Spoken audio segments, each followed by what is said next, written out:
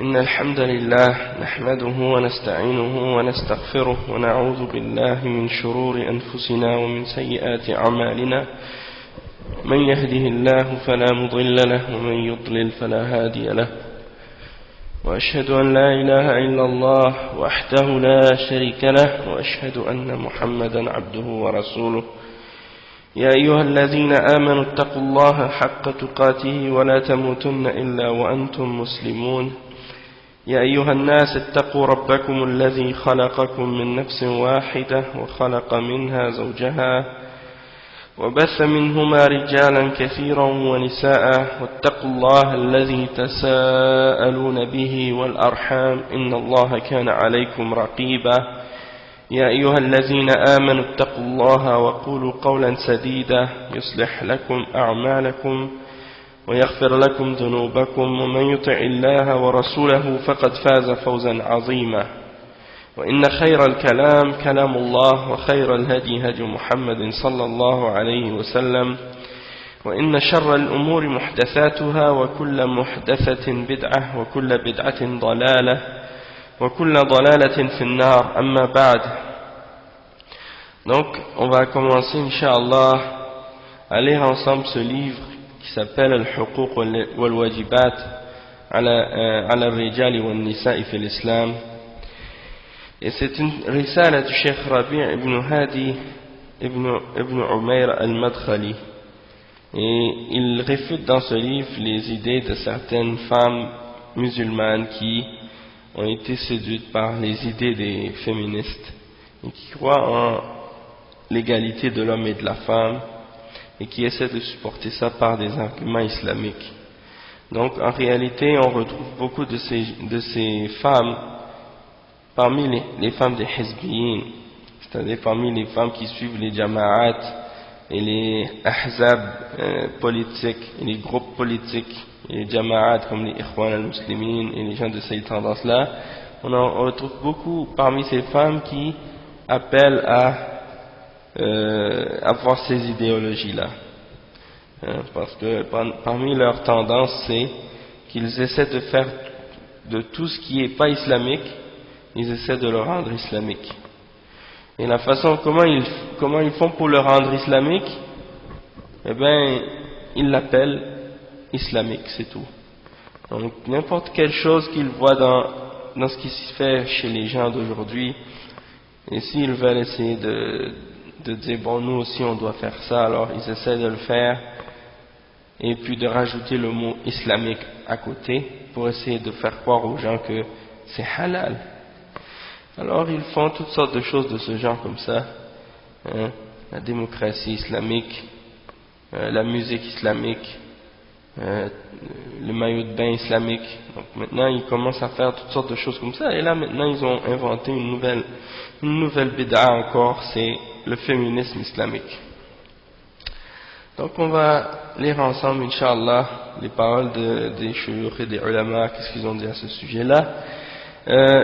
Le Cheikh Rabi' il a écrit ce livre, c'est les responsabilités et les devoirs, les droits et les devoirs de l'homme et de la femme dans l'islam. Et il a fait, en fait il y a une préface du Cheikh Salih al-Fawzan dans son livre. Donc c'est le Cheikh Fawzan qui a fait l'introduction du livre, et le Cheikh Fawzan dit Bismillahir Rahmanir Rahim. الحمد لله الحكيم الخبير الذي خلق الذكر والأنثى وجعل لكل منهما حقوقا وعليهما حقوق وواجبات والصلاة والسلام على نبينا محمد وعلى آله وصحبه ومن اتبع بهديه وتمسك بسنته وبعد. فلا شك أن الله سبحانه وتعالى شرع لعباده ما يصلح دينهم ودنياهم وأمرهم بالعدل فيما بينهم باتباع الكتاب والسنة لا باتباع الأهواء والرغبات ولو اتبع الحق أهواءهم لفسدت السماوات والأرض ومن فيهن. Donc le cheikh il dit, louange à Allah subhanahu wa ta'ala, le sage, celui qui est bien informé et parfaitement informé de toutes choses, qui a créé le mâle et la femelle et qui a fait que chacun d'entre eux ait des devoirs, et il a mis sur chacun d'eux des devoirs et des obligations. Et paix et salut sur son messager, et sur notre messager Muhammad sallallahu alayhi wa sallam, sur ses fidèles et sur ses compagnons, et tous ceux qui ont suivi sa guidée, qui se sont accrochés à sa sunna. Ensuite, le cheikh il dit, il n'y a pas de doute que Allah subhanahu wa ta'ala a légiféré pour ses serviteurs ce qui pourra réformer leur religion et leur vie dans la dunya, et il leur a ordonné d'établir la justice entre eux, et d'établir la justice entre eux c'est en établissant et en suivant le Coran et la Sunna, et non pas en suivant nos désirs et nos passions et nos désirs. Et le cheikh il mentionne le verset 71 dans Surat Al-Mu'minun qui dit: et si la vérité devait être selon leur passion, les cieux et la terre seraient certes corrompus et tout ce qu'il y a à l'intérieur. Donc c'est pour faire comprendre que la vérité et les passions c'est deux choses différentes, et que de nos jours actuellement beaucoup de gens malheureusement quand ils demandent aux hommes de suivre quelque chose, ils ne se basent pas sur la vérité, ils se basent uniquement sur les passions. Et des fois ces passions-là elles prennent plusieurs visages, elles peuvent prendre plusieurs manifestations, plusieurs visages, plusieurs apparences, que ce soit du fait qu'on essaie de montrer que c'est ce que la majorité a désiré ou ce que la majorité décide, et de faire croire que c'est ça la vérité. Alors ça c'est une autre forme de passion en réalité, parce que on sait très bien que la vérité n'a rien à voir avec la quantité de personnes qui est derrière ou qui supportent, et même que souvent c'est le contraire parfois, c'est la majorité qui appelle, en grande majorité du temps c'est la majorité qui s'égare du droit chemin. Et malheureusement aujourd'hui on vit dans des systèmes où des gens ont l'idée que la vérité c'est ce que la majorité a choisi, et tout ce qui est supporté parce que la majorité des gens décident, alors ça y est, pour eux c'est quelque chose qui doit être accepté et suivi. Donc ils essaient de contrôler l'opinion des gens, de la masse, pour essayer de toujours les orienter vers une tendance, les orienter vers une manière de penser, les orienter vers une opinion populaire, et puis la majorité des gens suivent dans ces opinions populaires-là, et si quelqu'un ose dire quelque chose en contradiction avec ce que croit la population ou la masse de personnes, alors automatiquement on va les qualifier par toutes sortes de qualificatifs, toutes sortes de noms qui sont dénigrants et qui sont pour essayer de les rabaisser puis de les dénigrer et de les marginaliser, alors que parfois même ce qu'on appelle à suivre par exemple, ou ce qu'on explique aux gens, c'est la vérité qui vient d'Allah subhanahu wa ta'ala. Et donc peu importe qu'est-ce que les gens peuvent essayer de faire ou dire pour éloigner les gens de cette vérité-là et pour essayer de dénigrer les gens qui suivent cette vérité-là, eh bien il ne faut pas se laisser intimider justement par ça, et il faut comprendre que la vérité, on n'a pas d'autre choix que de la suivre si on est une personne honnête et intègre et sincère. Et bien entendu, ça ne veut pas dire que c'est facile. C'est sûr que c'est pas facile, ça demande beaucoup d'efforts, ça demande beaucoup de patience, mais on fait son possible et puis Allah aide, Inch'Allah. Le cheikh dit: فَمَنْ لَمْ يَرْضَ بِمَا شَرَعَهُ اللَّهُ فَهُوَ غَيْرُ مُؤْمِنٍ. قال تعالى: وَمَا كَانَ لِمُؤْمِنٍ وَلَا مُؤْمِنَةٍ إِذَا قَضَى اللَّهُ وَرَسُولُهُ أَمْرًا أن يكون لهم الخيرة من أمرهم ومن يعص الله ورسوله فقد ضل ضلالا مبينا. وقال تعالى: فلا وربك لا يؤمنون حتى يحكموك فيما شجر بينهم ثم لا يجدوا في أنفسهم حرجا مما قضيت ويسلموا تسليما. ومن ذلك قضية المرأة التي تثار في هذا الوقت ويتكلم فيها كل من هب ودب من الرجال والنساء إما بجهل وإما بهوى. Donc le cheikh il dit, celui qui n'est pas satisfait de ce que Allah subhanahu wa ta'ala a légiféré, alors il n'est pas croyant. Il faut être satisfait de ce que Allah a légiféré, même si on considère que c'est contre nous, ou bien même si on considère que c'est pas en notre avantage. Si on considère ça, c'est peut-être parce qu'on a un manque de compréhension ou un manque de connaissance. Alors, dans ce cas-là, il faut juste avoir la foi en Allah subhanahu wa ta'ala, avoir la confiance en Allah subhanahu wa ta'ala, et avoir la foi en Allah subhanahu wa ta'ala. Et il faut savoir que tout ce que Allah a légiféré, c'est rempli de justice, c'est rempli de sagesse. Peu importe qu'est-ce que les hommes qui ne croient pas peuvent s'imaginer ou penser. Et aujourd'hui, malheureusement, qu'est-ce qu'on remarque, c'est que à cause de la faiblesse de la foi de certains musulmans, eh ben ils se laissent influencer malheureusement par les discours de certains kuffars qui critiquent l'islam et qui critiquent la charia au sujet de la femme.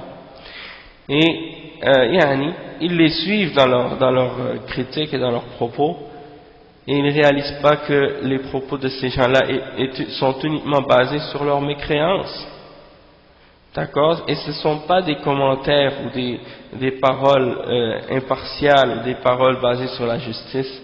Ce sont des paroles basées sur les passions et les désirs.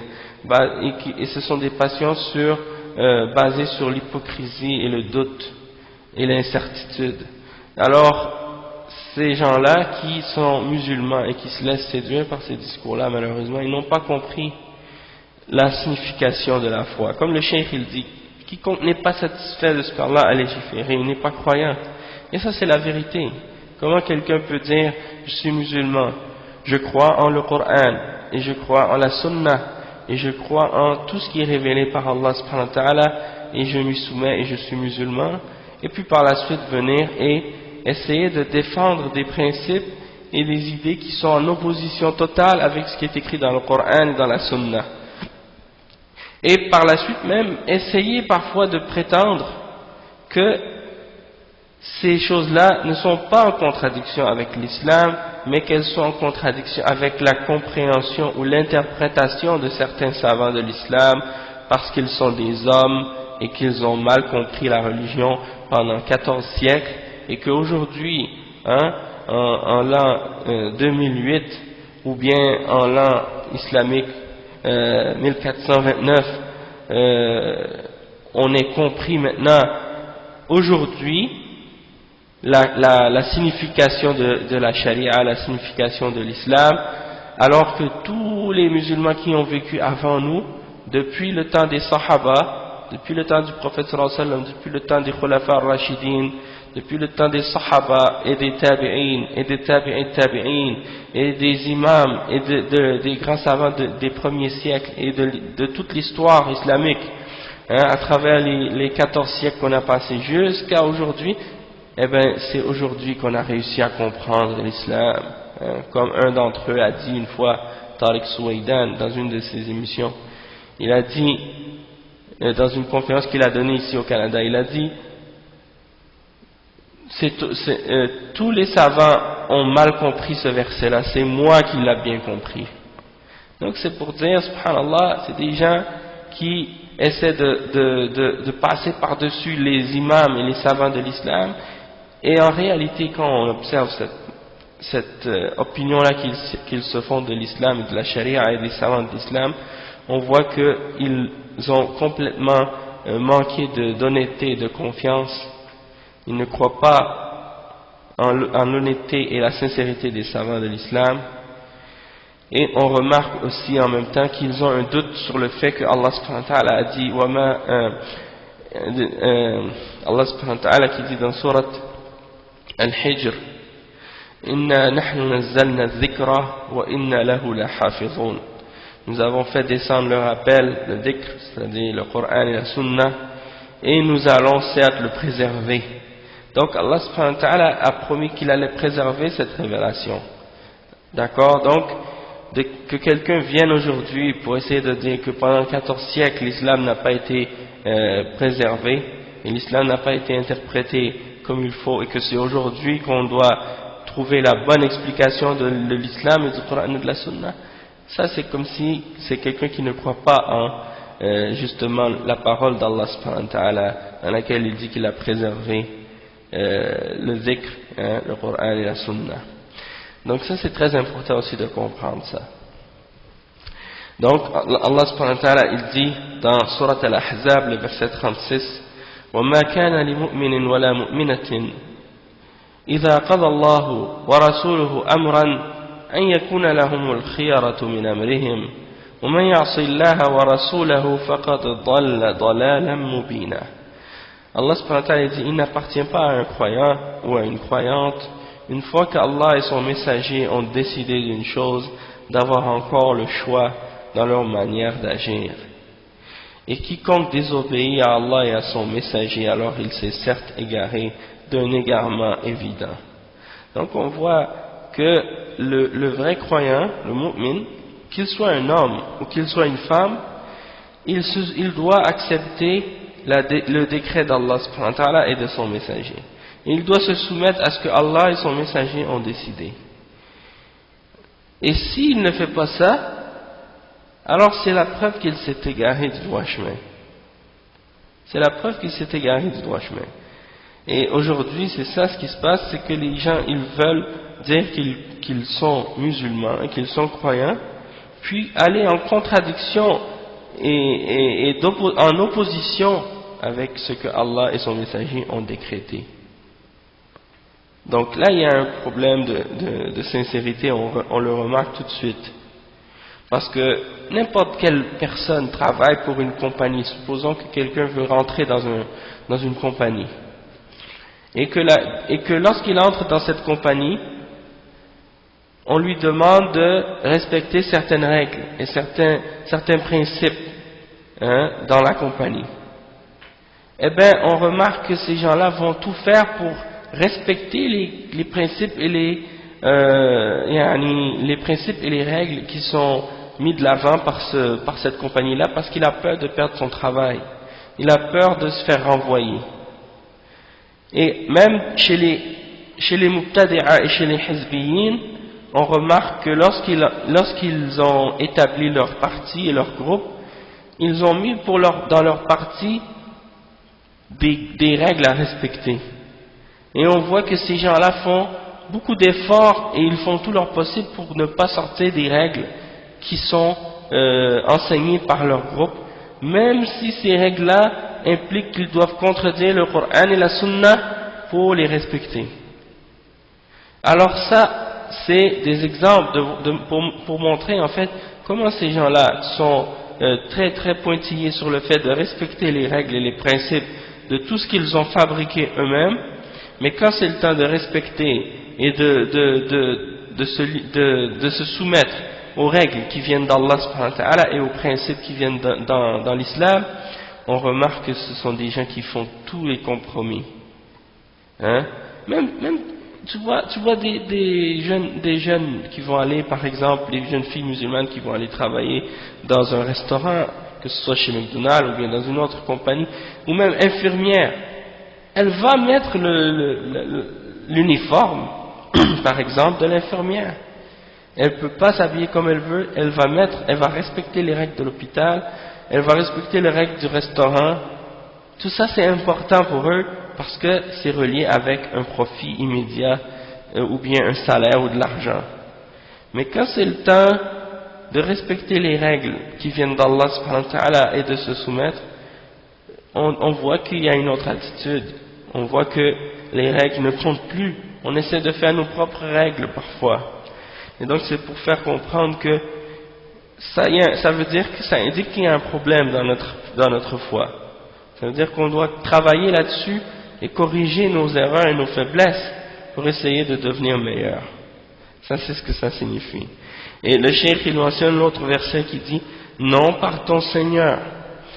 فَلَا وَرَبِّكَ لَا يُؤْمِنُونَ. Non par ton Seigneur, c'est-à-dire Allah subhanahu wa ta'ala, il jure par lui-même qu'ils ne seront pas croyants, c'est-à-dire les gens qui sont musulmans ne seront pas des croyants, des vrais croyants, jusqu'à ce qu'il ait pris toi, ô Muhammad sallallahu alayhi wa sallam, comme un juge entre eux dans leurs problèmes et dans leurs disputes. puis ensuite qu'ils n'aient trouvé aucun désaccord en eux-mêmes, ou aucune insatisfaction, ou aucun inconfort en eux-mêmes, au sujet de ce que tu auras décrété, et qu'ils s'y soumettent dans une entière soumission. Donc, qu'est-ce qu'on demande en réalité? Qu'est-ce qu'on constate dans ce verset-là? C'est qu'on nous demande d'être intègre et de suivre nos principes et de ne pas essayer de les contredire. Lorsqu'on dit qu'on est musulman et qu'on est croyant, d'essayer de respecter ce que ça signifie et pas seulement dans le fait de s'écarter des péchés, mais aussi dans le fait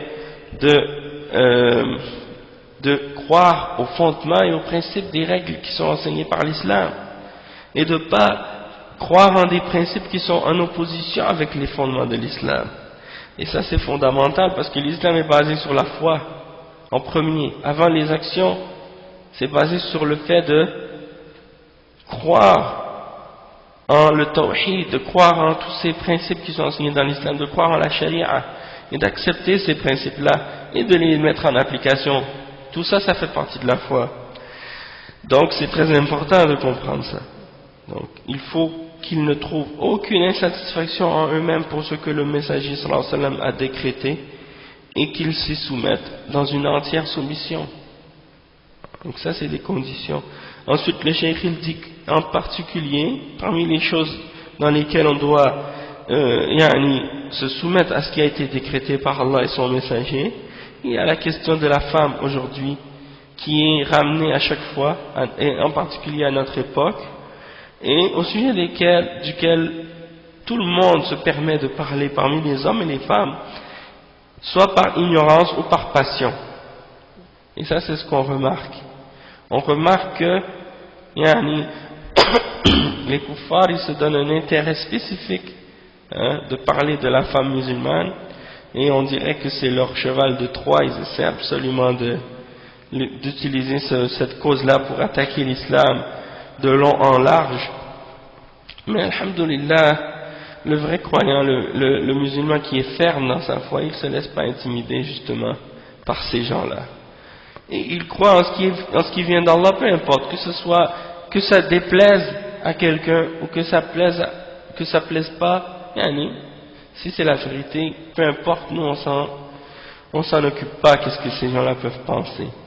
Mais c'est juste pour dire, en réalité, que malheureusement on retrouve, c'est vrai, beaucoup de musulmans qui expriment les idées des kuffars et qui les répètent comme des perroquets, et qui essaient de faire croire que oui, c'est vrai, il y a des problèmes, il y a ci, il y a ça, et qui mélangent le vrai et le faux, et qui critiquent la charia par la suite. Donc, on va voir par la suite, tout ça c'est expliqué par le cheikh, il va donner des exemples, il va clarifier les choses, Inch'Allah, et il va répondre à tout ce qui est dit à ce sujet-là. Le cheikh il dit, وَمِنْ ذَلِكَ ما دار في منتدى النساء الذي عقد في جدة منذ أيام وقد تعقب ذلك الشيخ الفاضل ربيع بن هادي حفظه الله وبين ما جرى في ذلك المنتدى من الخلط والجهل ودعوى أن النساء مظلومات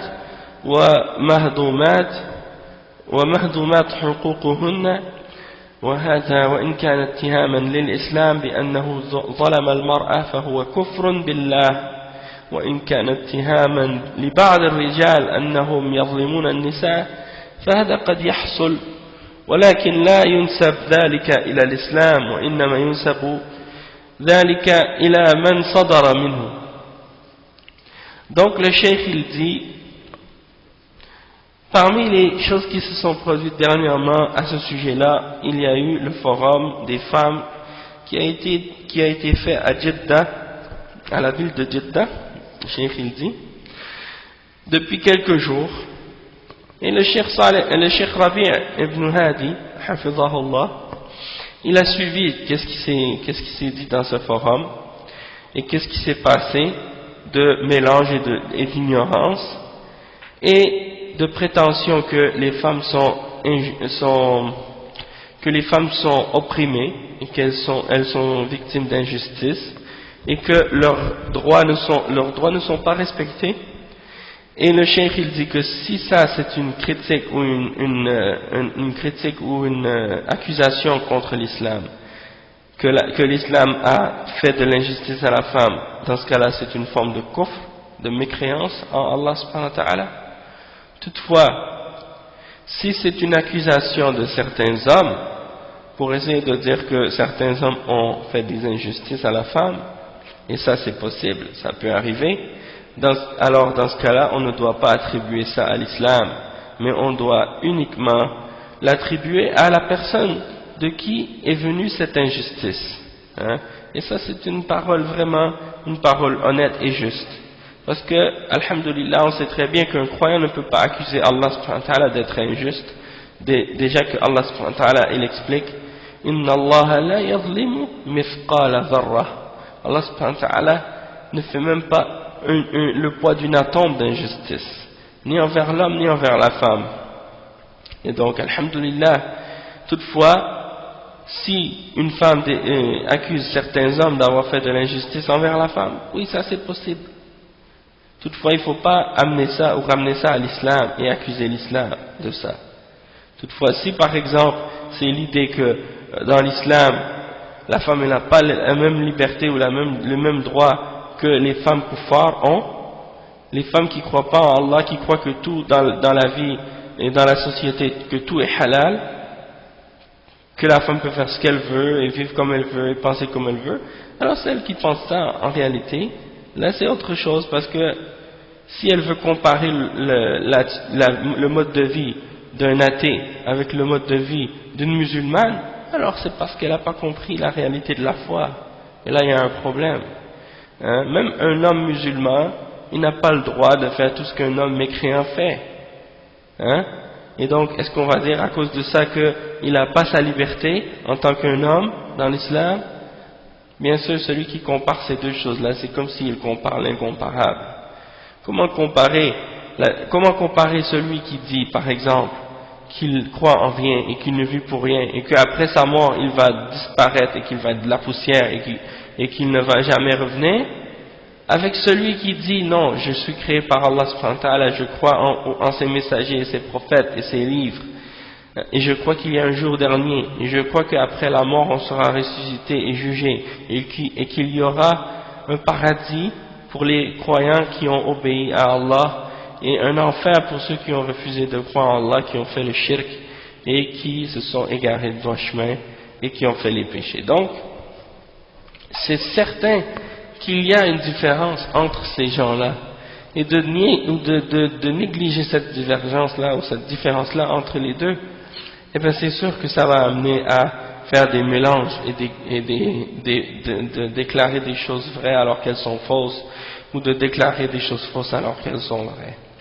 Donc nous, notre référence pour les droits et pour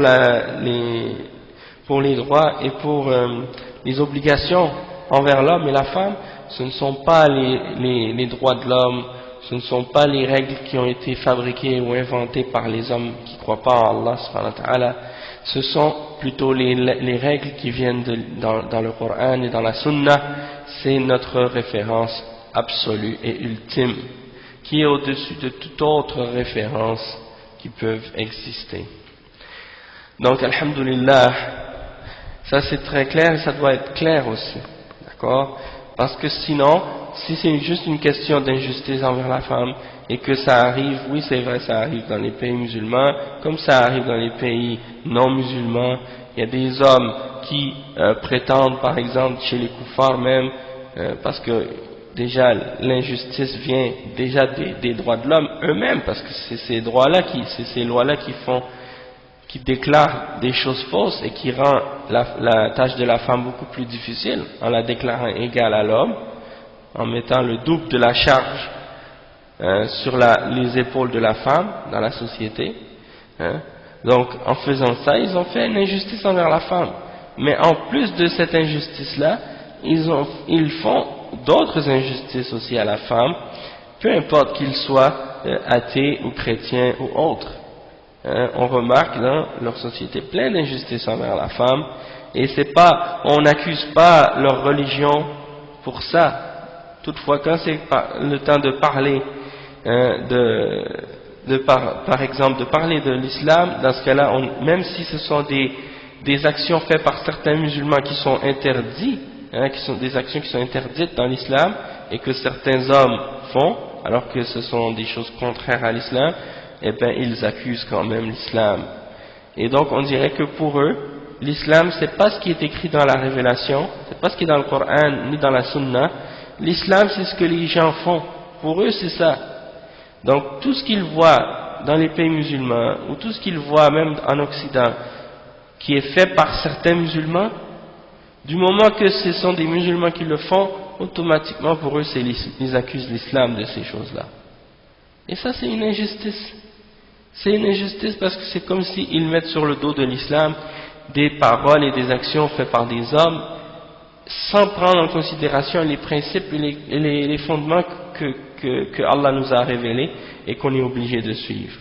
Donc c'est pas d'accuser les principes de l'islam parce que des musulmans ont fait des choses qui sont en contradiction avec ces principes.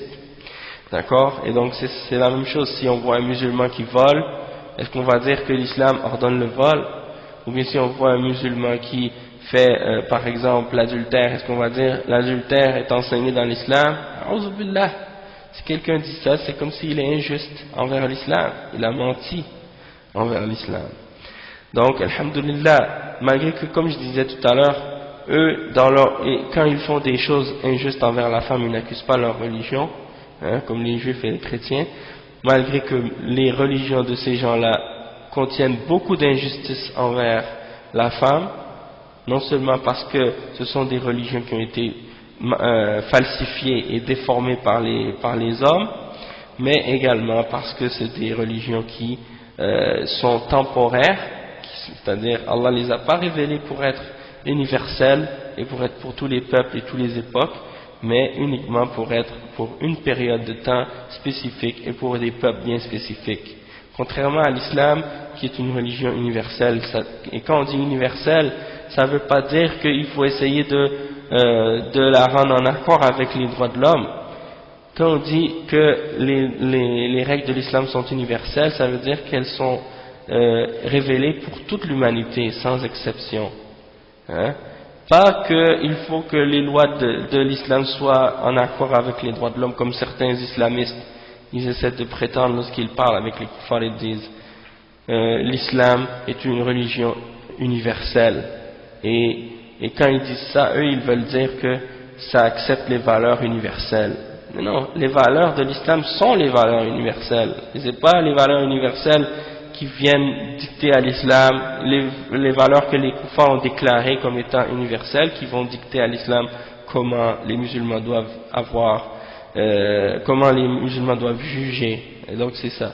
Les kuffars, ils ont déclaré certaines valeurs comme étant universelles, mais c'est pas parce que les kuffars ont dit qu'elles sont universelles qu'elles le sont vraiment. Et certains musulmans, c'est ce qu'ils n'ont pas compris. Alors, ils ont déclaré par la suite que l'islam avait les mêmes valeurs que les valeurs des kuffars, parce qu'ils croient en ce que les kuffars ont dit quand les kuffars ont dit que ces valeurs-là sont universelles. Et ça c'est une ignorance de leur part, et c'est de l'égarement bien sûr.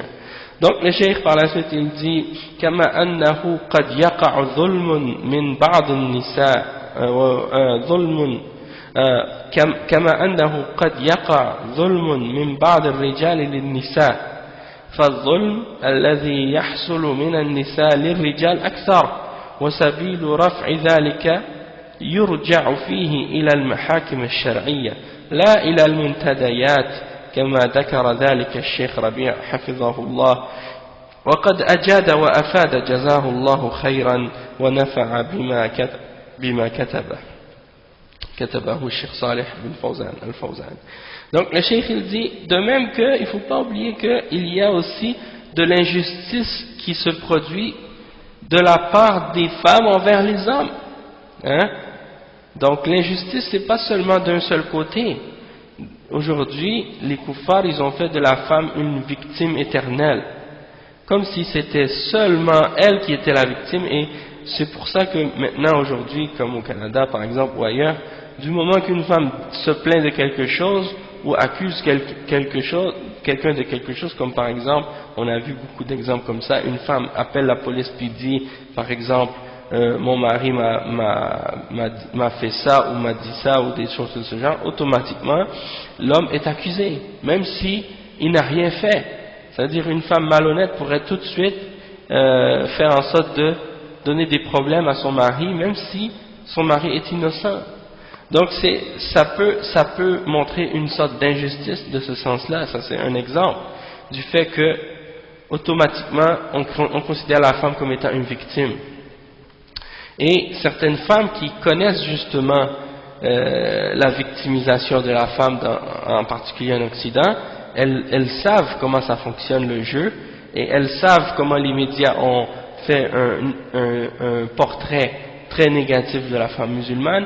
Alors elle peut facilement jouer avec les sentiments des koufars, soit en utilisant les médias ou autres, pour justement faire croire qu'elle est opprimée et qu'elle est maltraitée, alors que parfois c'est totalement faux, et elle fera exprès par la suite pour justement avoir des opportunités, des faveurs, et de se faire d'avoir certains privilèges de la part des koufars, en utilisant cet argument-là de la victime, de la femme victime. Donc ça, on voit ça, ce petit jeu-là de la part de certaines femmes. Et il y a également, comme le cheikh il va le mentionner, plein d'exemples d'injustice de la femme envers l'homme. Et juste pour vous faire comprendre en principe aussi, quand on parle de justice dans l'islam, on parle du fait de mettre chaque chose à la place que Allah subhanahu wa ta'ala lui a donnée. Et c'est ça ce que ça veut dire la justice.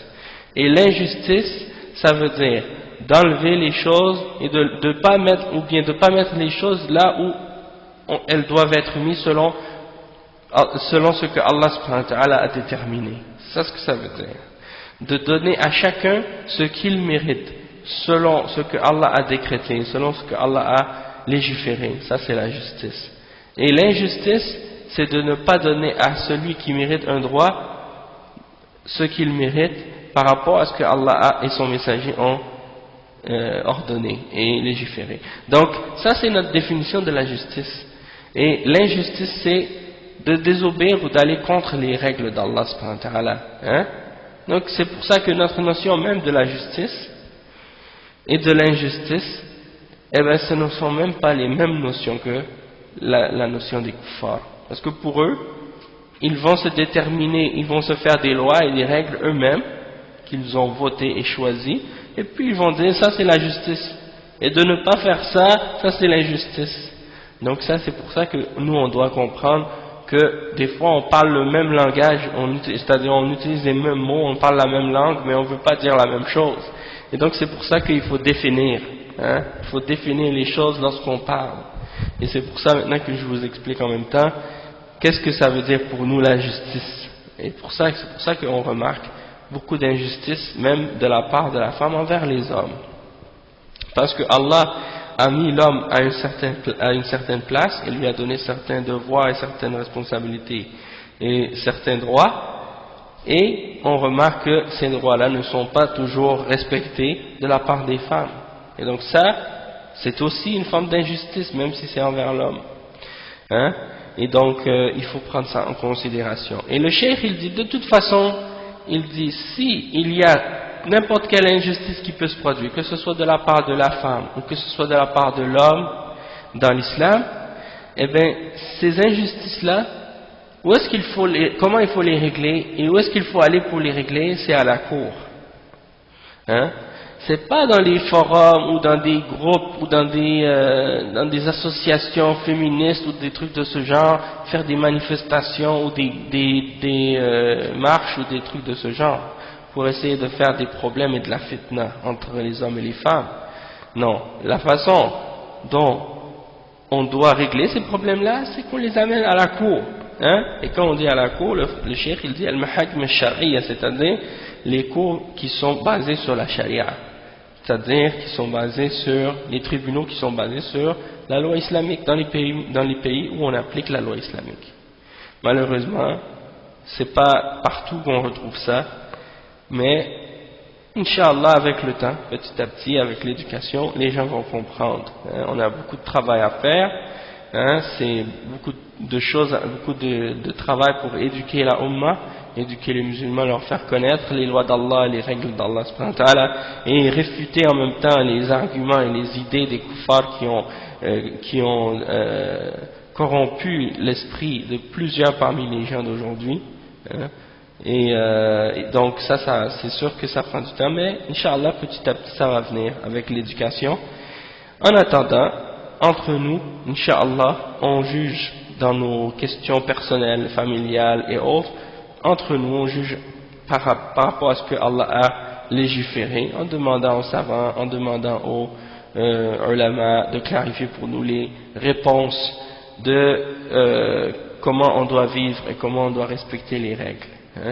Mais sinon, en attendant, comme par exemple dans des pays où il y a déjà la charia, comme en Arabie Saoudite ou d'autres pays musulmans, eh ben, quand ils ont des conflits où il y a des formes d'injustice qui se produisent, eh ben, la responsabilité de celui qui est opprimé ou qui subit une injustice, que ce soit du côté de l'homme ou de la femme, c'est d'aller devant le juge dans un tribunal islamique et de demander de juger entre les hommes selon le Coran et la Sunna.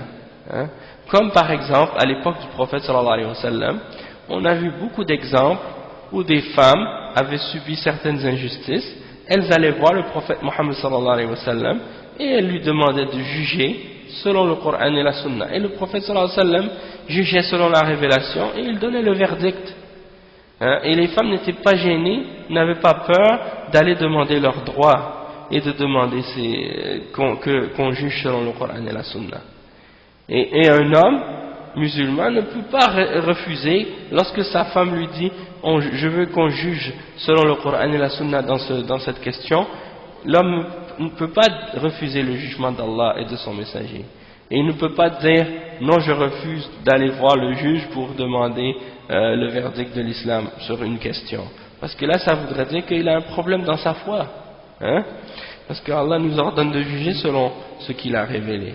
Donc le problème, qu'est-ce qui se passe dans les pays musulmans souvent, c'est ça, c'est que les gens jugent pas selon l'islam, ils jugent selon les coutumes et les traditions parfois qui sont contraires à l'islam, ça c'est vrai, mais comme on va voir, il y a beaucoup de choses aussi qui se passent, et puis tout ça, ça va être clarifié Inch'Allah dans les cours qui vont suivre. Donc le cheikh il dit que le cheikh Rabi' a bien expliqué ce livre-là. Donc le cheikh Saleh Al-Fawzan il dit que cheikh Rabi' il a bien clarifié, il a bien expliqué, et que Allah le remercie, et que Allah le récompense en mieux, et lui donne et que ce qu'il a écrit soit bénéfique pour les musulmans. Donc ça c'est l'introduction du cheikh Saleh Al-Fawzan. Et ensuite, le cheikh Rabi' lui-même, il fait une petite introduction justement. Il dit Bismillahirrahmanirrahim, alhamdulillah wa salatu wa salam ala rasulillah wa ala alihi wa sahbihi wa man ittaba'a hudahu amma ba'd. فقد ظهر في هذه الأيام في بلاد الحرمين من ينادي بحقوق المرأة ويتباكى عليها، ووجد من بعض النساء من يتجاوب مع هذا النداء، وهذا أمر يضطر المسلم إلى أن يقول كلمة الحق في بيان حقوق الرجال والنساء وواجباتهم جميعا، وأن يبين وضع المرأة عند الأمم الأخرى غير المسلمين إذ بضدها تتبين الأشياء، كتبه ربيع بن هادي المدخلي. Donc le cheikh il dit ici que après avoir dit que la louange appartient à Allah subhanahu wa ta'ala et que la paix et le salut soit sur son messager et sur ses fidèles et ses compagnons et ceux qui ont suivi sa guidance, ensuite il dit on a vu apparaître ces jours-ci dans les terres saintes des gens qui commencent à appeler aux droits de la femme, et qui se forcent qui font semblant de pleurer pour les droits de la femme. Et on a trouvé de la part de certaines femmes une réponse à cet appel, et ça donc ça nous oblige en tant que musulmans, ça oblige le musulman de dire la parole de vérité dans ce sujet-là pour clarifier les droits des hommes et des femmes, hein, et leurs responsabilités, et de clarifier la situation et l'état de la femme dans les autres nations et dans les autres peuples qui ne sont pas musulmans. Et pourquoi? Parce qu'en comparant la situation des femmes avec ce qui se passe dans l'islam et ce qui se passe chez eux, chez les kuffars, ou dans les autres peuples, les autres nations dans le monde, c'est là qu'on va voir les différences. Même parfois dans certains pays musulmans où, par exemple, les règles ne sont pas des règles islamiques, on voit que, par exemple, la situation de la femme est vraiment plus, comment je pourrais dire, la situation de la femme est vraiment plus mauvaise que la situation de la femme dans les pays où on applique la charia. Et donc, on va prendre tout ça en considération, Inch'Allah. Mais pour aujourd'hui, en fait, le cheikh, qu'est-ce qu'il fait pour commencer le livre? Il explique, par exemple, la situation de la femme dans différentes nations. Et de toute façon, avant même de clarifier ça, il y a juste un point qui est important de mentionner, d'après moi, Wallahu a'lam, c'est que parfois il faut comprendre, comme je disais tout à l'heure, que le rôle de la femme dans l'islam, il doit être pris en considération tout le temps par rapport à la foi, hein? Tout le temps par rapport à la foi, parce que c'est la foi qui fait qui distingue entre la façon dont on regarde la vie et la façon dont on vit dans ce monde, hein. Et donc pour des kuffars, moi je me souviens par exemple, il y avait des kuffars quand j'allais au secondaire à l'école, et puis les kuffars me disaient get a life, hein. Les kuffars disent ça, get a life, c'est-à-dire t'as pas de vie, Annie. Et quand ils disent t'as pas de vie, ça veut dire quoi? T'as pas de vie sociale pour eux. Ils me demandaient par exemple, certains d'entre eux disaient, mais qu'est-ce que tu as comme vie sociale? Tu n'as pas de vie sociale. Et pour eux, la vie sociale, c'est quoi?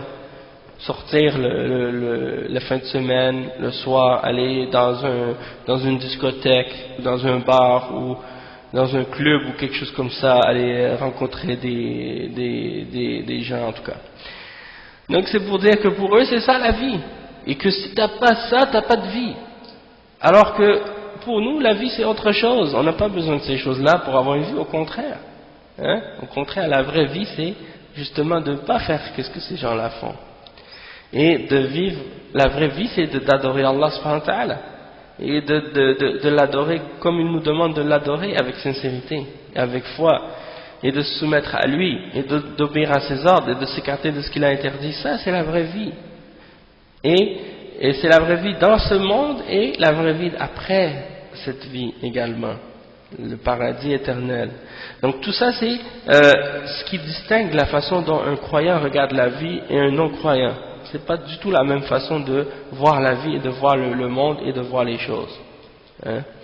Donc le cheikh il commence en disant halun nas qabla al-islam wa halul mar'a. Comment les gens vivaient avant l'islam dans les différentes nations, et c'était quoi la situation de la femme dans ces différentes nations-là.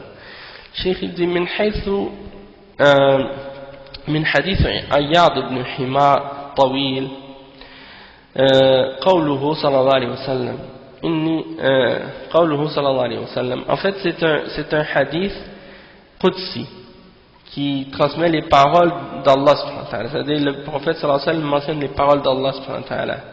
Et Allah subhanahu wa ta'ala dit dans cette parole, dans ce hadith, Inni khalaqtu ibadi hunafa kulluhum wa innahum atathum ash-shayatin wajtalathum an dinihim wa harramat alayhim ma ahlaltu lahum wa amarathum أن يشركوا بي ما لم أنزل به سلطانا وأن الله نظر إلى أهل الأرض فمقتهم عربهم وعجمهم إلا بقايا من أهل الكتاب رواه مسلم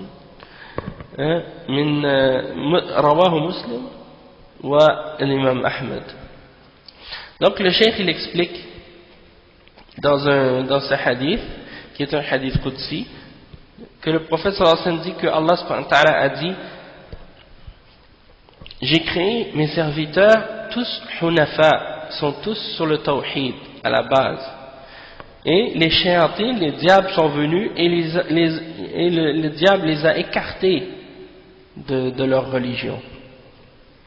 Et les shayatines, les diables, leur ont interdit ce que je leur avais permis, et il leur a ordonné d'associer avec Allah subhanahu wa ta'ala ce que je ne leur avais, d'associer avec moi ce au sujet duquel il n'y a aucune autorité, aucune preuve. Donc ils associent d'autres divinités avec Allah subhanahu wa ta'ala. Et ils rendent haram ce qui est halal et halal ce qui est haram. Donc ça c'est les shayatines qui ordonnent les hommes de faire ces choses-là. Et il dit ensuite: et Allah a regardé les habitants de la terre et il les a tous détestés. Il a regardé les habitants de la terre à cette époque-là et il les a tous détestés, les Arabes et les non-Arabes, excepté un petit nombre parmi les gens du livre de l'époque qui étaient restés fidèles aux enseignements. Ça c'est rapporté par Muslim et par l'imam Ahmed également. Et le cheikh dit: وَقَدْ ذَكَرَ الْقُرْآنُ الْكَرِيمُ صُوَرًا كَثِيرَةً من الجاهليات وأخلاقهم من وثنيين وأهل الكتاب، ومنها ظلم العرب للمرأة واحتقارهم لها وسقوط منزلتهم عندهم والتضجر منها منذ ولادتها ووأدها طفلة وفتاة وإذا بشر أحدهم بالأنثى ظل وجهه مسودا وهو كظيم يتوارى من القوم من سوء ما بشر به أيمسكه على هوان أم يدسه في التراب ألا ساء ما يحكمون. Donc le cheikh il dit que Allah subhanahu wa ta'ala a mentionné plusieurs exemples des formes de jahiliya qui existaient parmi les comportements des idolâtres et des gens du livre à l'époque. Et parmi ces exemples-là, l'injustice des Arabes, que les Arabes mouchriquines faisaient envers la femme, les attitudes d'injustice qu'ils avaient envers la femme et leur mépris qu'ils avaient pour elle. Et le fait que la femme était très très dénigrée et rabaissée pour eux. C'était pas une personne respectable. Et il ne cessait de grogner, de s'angoisser par rapport à la femme, depuis sa naissance jusqu'au moment où il la tuait, c'est-à-dire il l'enterrait vivante quand il était enfant. Donc ça c'est pour vous montrer à quel point ces gens-là dans la Jahiliya avant l'islam ils étaient dans l'égarement. Allah subhanahu wa ta'ala il mentionne dans le verset 58 et 59 dans Surat An-Nahl, il dit: lorsqu'on lui annonce la nouvelle d'une fille, qu'il a une fille, son visage s'assombrit et une rage profonde l'envahit. Il se cache des gens à cause du malheur qu'on lui a annoncé. Il considère que c'est un malheur. Doit-il la garder malgré la honte ou l'enfuira-t-il dans la terre? Combien est mauvais leur jugement. Donc ça c'était l'attitude des mouchriquines, des Arabes avant l'islam envers la femme. Comment ils considéraient la femme comme étant une honte, même depuis quand ils naissaient, quand ils avaient une petite fille, tout de suite ils avaient honte et ils souhaitaient s'en débarrasser. Et donc qu'est-ce qu'ils faisaient? Ils la mettaient dans la terre et ils l'enterraient, vivante. Allah musta'an. Et donc c'est ça, c'est parce qu'ils avaient la honte. Ils disaient: mais qu'est-ce qui arrive si j'ai une fille et elle se fait kidnapper par une autre tribu, et là ça va être la honte pour moi, ou des trucs de ce genre. Donc ça c'est grave et c'est triste.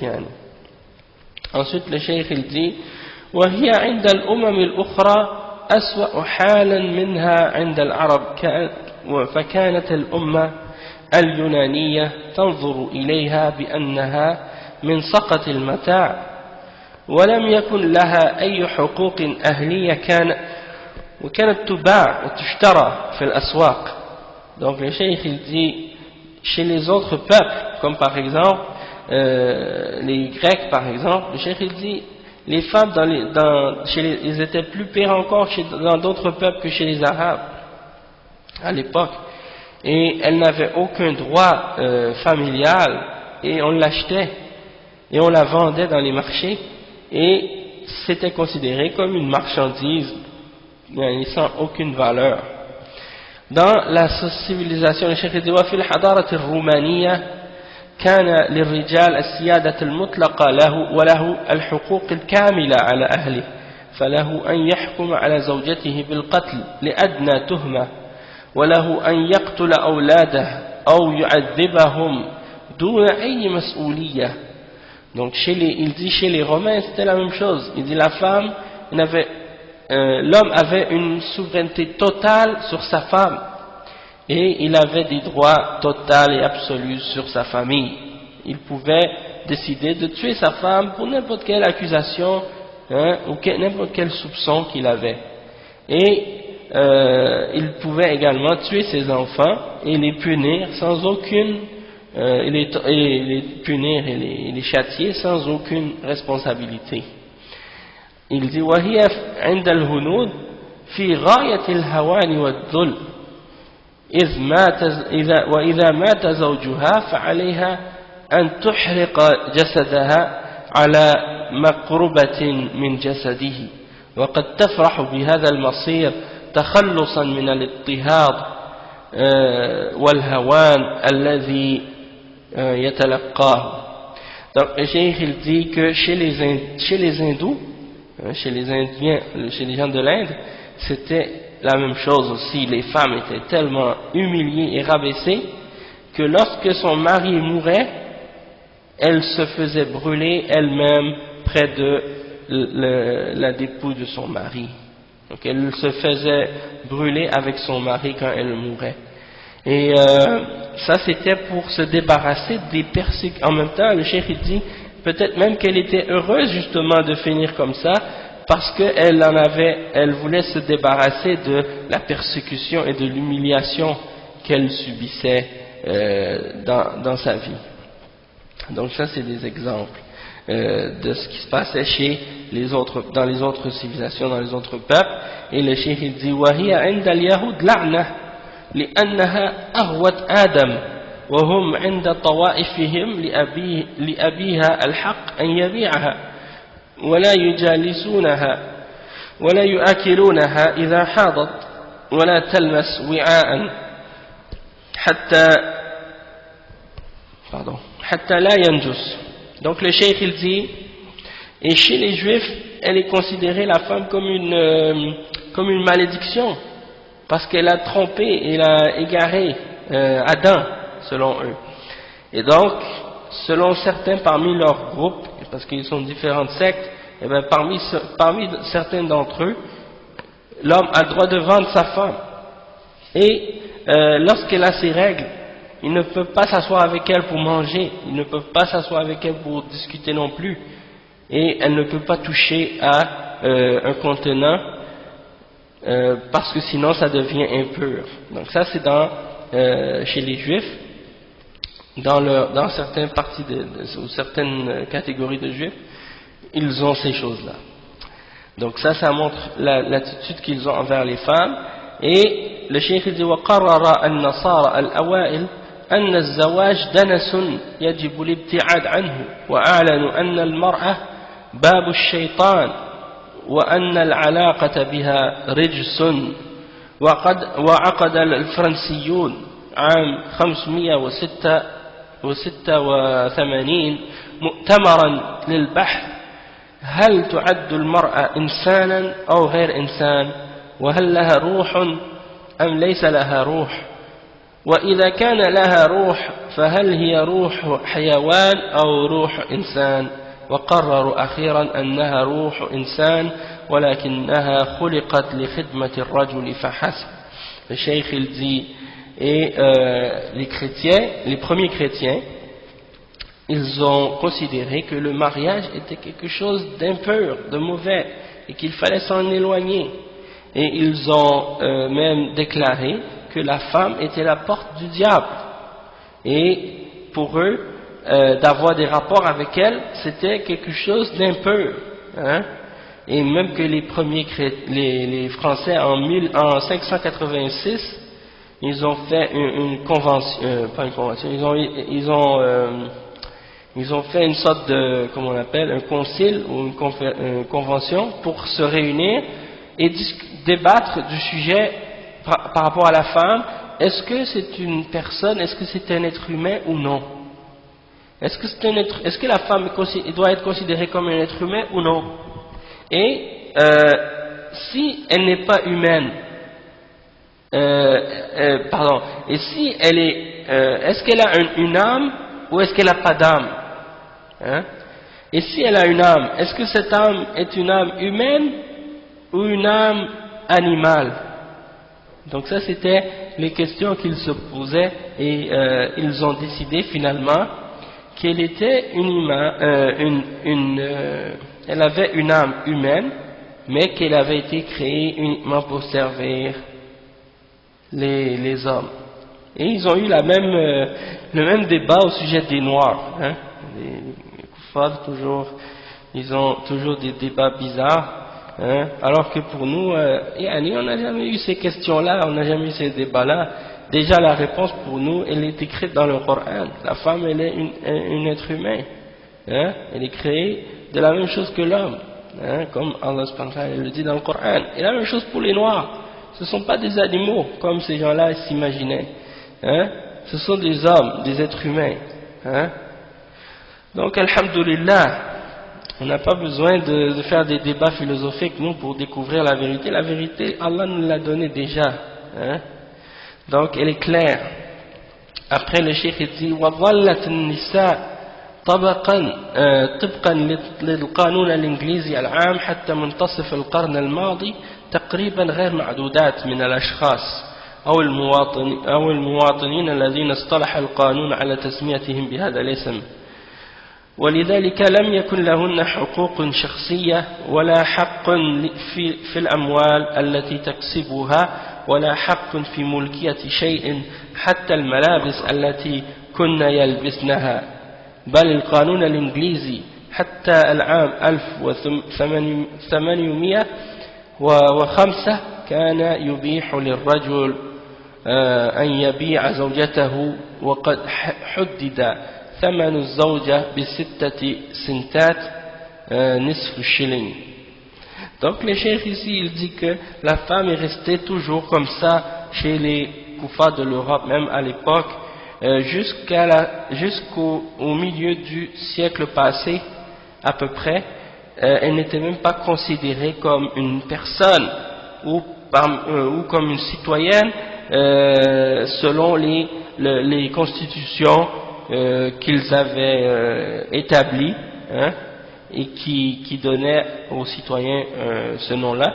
Donc elle n'était même pas considérée comme étant une citoyenne, hein, jusqu'à même ici au Canada, aux États-Unis, en Europe, ils ont établi des constitutions dans différents pays, puis ils disaient tous les êtres humains sont nés égaux en droit, etc., etc. Mais ça concernait juste les hommes, pas les femmes. Donc c'est comme s'ils ne considéraient pas la femme comme étant une personne. Hein, et elle n'avait pas le droit à posséder de l'argent ou de posséder quoi que ce soit. Tout ce qu'elle avait appartenait à son mari ou à son père ou à des choses de ce genre. Donc la femme n'avait pas de droit. Et même ici, je me souviens même que ma mère me racontait ça justement, parce que ma mère est née ici, elle est québécoise, donc elle me disait ça, elle me disait même avant les femmes ne pouvaient pas signer leur propre chèque quand ils allaient quand ils avaient de l'argent ou quoi que ce soit, c'était son mari qui doit signer pour elle. Hein? Donc ça c'est des choses, vraiment nous dans l'islam on n'a jamais entendu parler de ça. Hein? Donc c'est pour vous dire que ces gens-là, eux ils se réjouissent de qu'est-ce qu'ils ont aujourd'hui, ils pensent que c'est eux qui l'ont inventé, yani. Malheureusement yani, ils font de l'injustice par la suite envers les musulmans en se basant sur des choses que nous les musulmans on a acquis déjà depuis des siècles. Et donc le cheikh il dit donc même les vêtements qu'elle portait, elle ne pouvait même pas les posséder, ça ne pouvait même pas être à elle. Et le cheikh dit ensuite même que dans la constitution ou dans la loi anglaise, hein, dans le droit anglais, jusqu'en 1805, il était permis pour un homme de vendre sa femme. Et on avait limité le prix à 6 cents, c'est-à-dire la moitié d'un shilling. Et c'est arrivé que le cheikh dit وقد حدث أن باع إنجليزي زوجته عام 1931 ب500 جنيه، وقال محاميه في الدفاع عنه إن القانون الإنجليزي عام 1801 يحدد ثمن الزوجة ب6 سنتات بشرط أن يتم البيع بموافقة الزوجة، فأجابت المحكمة أن هذا القانون قد ألغي عام 1805 بقانون يمنع بيع الزوجات أو التنازل عنهن، وبعد المداولة حكمت المحكمة على بائع زوجته بالسجن 10 أشهر. Ça c'est une histoire, qu'est-ce qui s'est passé quelque part en Angleterre en 1931, ça fait pas longtemps. Il y a un homme qui avait vendu sa femme pour 500 livres, il a vendu sa femme. Et son avocat, pour le défendre, il a dit que le droit anglais, en 1805, il avait déterminé que le prix de l'épouse était de 6 cents. Et à condition que, pour que la vente soit valable, il fallait que l'épouse soit d'accord de se faire vendre. Et après, qu'est-ce qui est arrivé, c'est que le tribunal a répondu que cette loi avait été annulée en 1805 par une loi qui interdit de vendre les épouses et les femmes, de vendre notre épouse, et ou bien de s'en débarrasser. Et finalement, qu'est-ce qu'ils ont fait? Ils ont donné comme peine à cette personne-là qui avait vendu sa femme une punition de 10 mois de prison. Hein? Ils lui ont donné ça comme peine. Après il dit وجاء في مجلة حضارة الإسلام السنة الثانية صفحة 1078 وحدث في العام الماضي أن باع إيطالي زوجته لآخر على أقساط، فلما امتنع المشتري عن سداد الأقساط الأخيرة قتله البائع. قال الأستاذ محمد رشيد رضا رحمه الله من الغرائب التي نقلت عن بعض الصحف إنجلترا في هذه الأيام أنه لا يزال يوجد في بلاد الأرياف الإنجليزية رجال يبيعون نساءهم بثمن بخس جدا ك30 شلنا،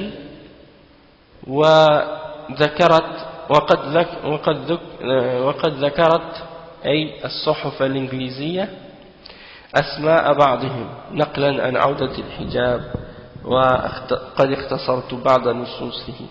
Le cheikh il dit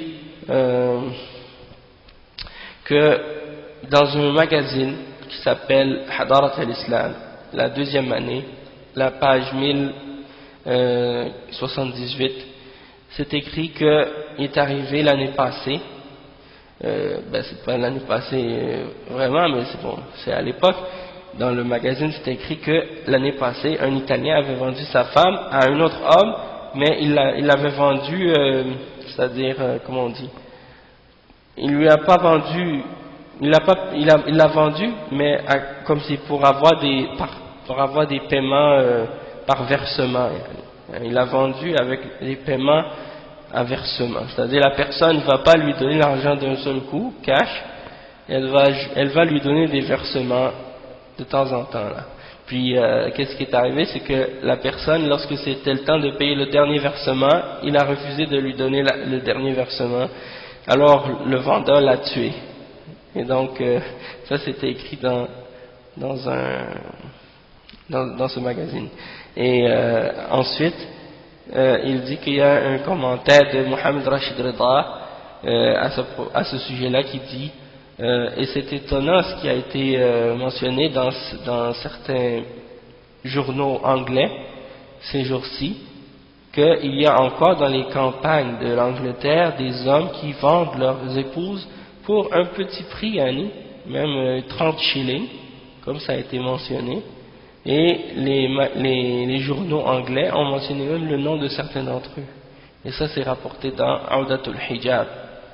Donc ça c'est pour vous dire à quel point on a vu dans ces pays-là des formes de comportement envers la femme, et puis ça fait pas longtemps là, ça fait pas des siècles là, je ne savais pas des très très très longtemps, c'est des choses qui sont récentes historiquement, d'accord, par rapport à nous dans l'islam, on voit que c'est tout à fait différent. Et ensuite le cheikh il dit وَنُقِلَ عَنْ أَحَدِ الدَّارِسِينَ في أمريكا أن في الأمريكيين أقواما يتبادلون زوجاتهم لمدة معلومة ثم يسترجع كل واحد زوجته المعارة تماما كما يعير القروي دابته أو الحضري في بلادنا شيئا من متاع بيته. Le cheikh il dit quoi? Il dit que il y a certains étudiants qui sont partis aux États-Unis, ils ont dit que certains Américains aux États-Unis, ils s'échangent leurs épouses pour une certaine durée de temps. Donc ils prêtent leur femme à quelqu'un pendant quelque temps, ils font comme une sorte d'échange.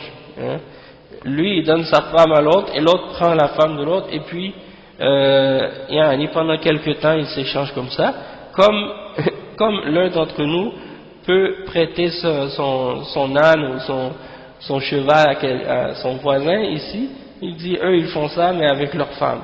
Donc c'est pour montrer comment ils prennent la femme comme un genre de marchandise là qu'ils peuvent s'échanger et se prêter entre eux. Ensuite le cheikh il dit وتاريخ المرأة عند الصينيين والفرس في غاية السوء. Il dit qu'il y a également des exemples comme ça dans l'histoire de la femme en Chine et en Perse, et on voit que la façon dont ces deux civilisations-là traitent la femme, c'est également des exemples très mauvaises.